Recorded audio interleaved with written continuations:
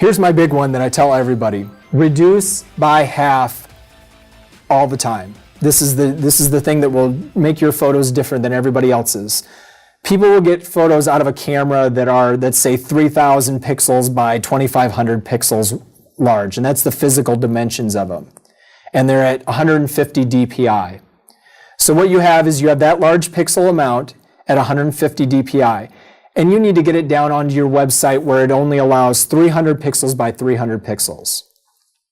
The first thing you want to start doing is reduce down that DPI. You don't need that 150.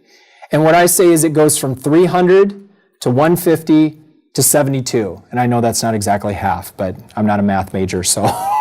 But that's just the way it works. It works out just fine by doing that.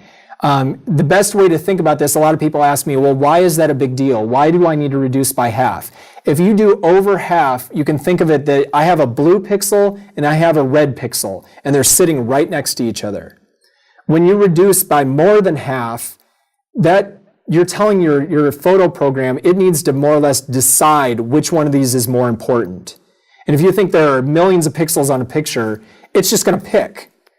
And that noise that ends up creeping into the photos, that's how that happens. The photo program is having to choose via some complicated algorithm that I'm going to choose this pixel over this pixel, or I'm going to merge these two together to make a brand new color. So that's what you're telling the program. If you do it more than 50, you're saying, okay, I've got 50 pixels here, I need to reduce them down to 10.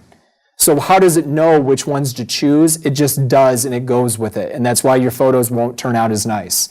The same thing with then, once you get it down to that 72 DPI and you're in that realm, if you need to get this 805 by 434 image down, you think about the size that you're wanting to get it to. If it's going to be 300 by 300, I would want to get this width probably down to maybe 400 initially. So I would change this from pixels to percentage and do only 50%. So it's going to reduce these two numbers down to 50%. So it'll end up being about 402.5 by whatever. That'll get it down to that halfway point, and then that point you have a workable photo that then you can make some other decisions. Do I want to crop it? Do I want to use it as it is? And if I want to get it down to just 300 width, I can continue to reduce that down because then it's going to be less than 300